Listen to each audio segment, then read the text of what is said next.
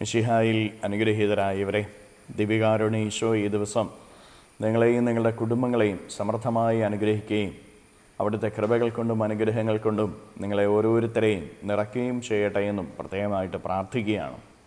കർത്താവിൻ്റെ കൃപയും അനുഗ്രഹവും സഹായവും സംരക്ഷണവും ഈ ദിവസം മുഴുവനും നിങ്ങൾക്ക് ഓരോരുത്തർക്കും ലഭിക്കട്ടെ.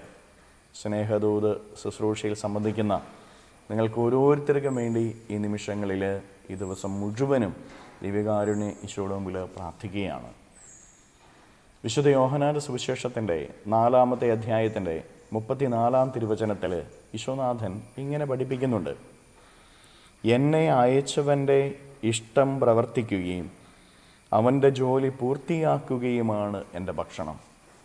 ഈശോനാഥന് ശിഷ്യന്മാർ ഭക്ഷണം കൊണ്ട് കൊടുത്തതിന് ശേഷം ഭക്ഷണം കഴിക്കാം എന്ന് പറയുമ്പോൾ ഈശോ അവരോട് പറയുന്ന വചനമാണിത്.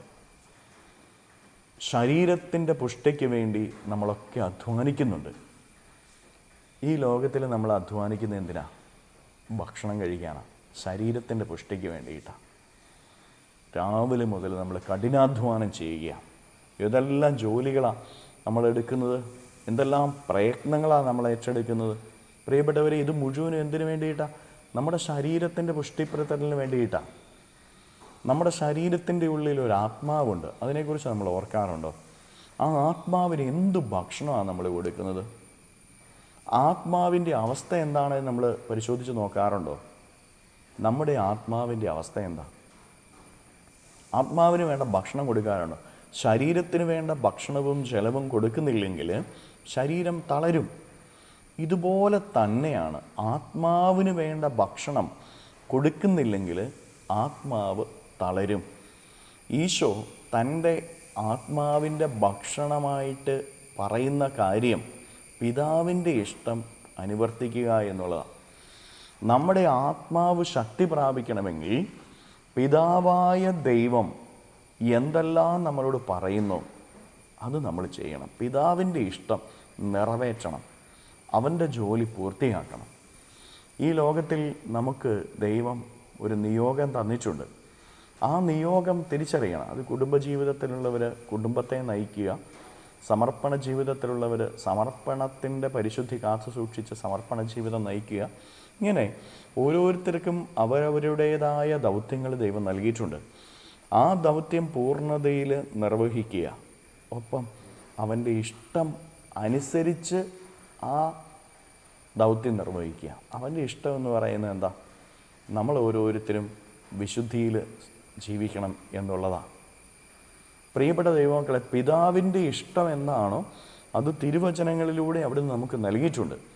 ആ ഇഷ്ടം അനുവർത്തിച്ച് ജീവിക്കുമ്പോഴാണ് നമ്മുടെ ആത്മാവ് പുഷ്ടി പ്രാപിക്കുന്നത്, ആത്മാവിൻ്റെ തളർച്ച മാറുന്നത്. അതുകൊണ്ട് ഈ ദിവസം നമുക്ക് നമ്മുടെ ആത്മാവിന് വേണ്ടി ജീവിക്കാം. ശരീരത്തിന് വേണ്ടി നമ്മൾ ഒത്തിരി കാര്യങ്ങൾ ചെയ്യുന്നില്ലേ? ആത്മാവിന് വേണ്ടി കൂടെ നമ്മൾ ചെയ്യണം ഓരോ ദിവസവും. അത് തിരുവചനം വായിച്ച് ഈശോ ഈ ദിവസം എന്നിൽ നിന്ന് എന്താ ആഗ്രഹിക്കുന്നത് അത് ചെയ്യുക, തിരിച്ചറിയുക. കരങ്ങളെ യാചനയോടെ പിടിക്കാം. ഈശോയെ, ഈ ദിവസം അങ്ങയുടെ ഇഷ്ടത്തിനനുസരിച്ച് ജീവിക്കാൻ എന്നെ സഹായിക്കണമേ എന്ന് പ്രാർത്ഥിച്ചുകൊണ്ട് ഈ ദിവസത്തിലെ എല്ലാ കാര്യങ്ങളെയും കർത്താവിന് കൊടുത്ത് സ്തുതിക്കാം. ഹല്ലേലൂയ. ഈശോയെ നന്ദി. ഹല്ലേലൂയ, ഹല്ലേലൂയ, ഹല്ലേലൂയ, ഹല്ലേലൂയ, ഹല്ലേലൂയ, ഹല്ലേലൂയ, ഹല്ലേലൂയ. കർത്താവായ ഈശോയെ, മക്കളെ ഓരോരുത്തരെയും സമർപ്പിക്കുന്നു. ഇവരെ അനുഗ്രഹിക്കണമേ, ആശീർവദിക്കണമേ. ഈ ദിവസത്തിൽ ഇവരുടെ എല്ലാ അധ്വാനങ്ങളിലും അങ്ങ് ഇവരുടെ കൂടെ ഉണ്ടായിരിക്കണമേ. ഇവരെ ഓരോരുത്തരെയും പരിപാലിച്ച് അനുഗ്രഹിക്കണമേ. ഇവരുടെ അധ്വാനങ്ങളിൽ ഇവരെ സഹായിച്ച് അനുഗ്രഹിക്കണമേ. ഇവരുടെ കുടുംബത്തിൽ സഹായിക്കണമേ. പഠനങ്ങളിൽ പ്രവർത്തനങ്ങളിൽ കൂടെ ഉണ്ടായിരിക്കണമേ. ഈശോയെ, ഈ ദിവ്യകാരുണ്യത്താൽ ആശീർവദിക്കുമ്പോൾ ഇവരുടെ വിഷമങ്ങളെല്ലാം ഇപ്പോൾ മാറിപ്പോകട്ടെ, സങ്കടങ്ങളെല്ലാം മാറിപ്പോകട്ടെ, ഭാരങ്ങൾ മാറിപ്പോകട്ടെ, അസ്വസ്ഥതകൾ മാറിപ്പോകട്ടെ. പൈശാചിക അരൂപികളുടെ ശക്തികളും പ്രവർത്തനങ്ങളും ഇവരിലോ ഇവരുടെ കുടുംബത്തിലോ പ്രവർത്തനങ്ങളിലോ ഉണ്ടെങ്കിൽ അവയെ മുഴുവനും ഈ ദിവ്യകാരുണ്യത്താൽ ബന്ധിക്കുന്നു, നിർവീര്യമാക്കുന്നു, നരകാഗ്നിയിലേക്ക് അട്ടിപ്പായിക്കുന്നു. ഹല്ലേലൂയ, ഹല്ലേലൂയ, ഹല്ലേലൂയ. നിത്യം പിതാവും പുത്രനും പരിശുദ്ധാത്മാവുമായി സർവേശ്വരായ എന്നേക്കും. ആമേൻ.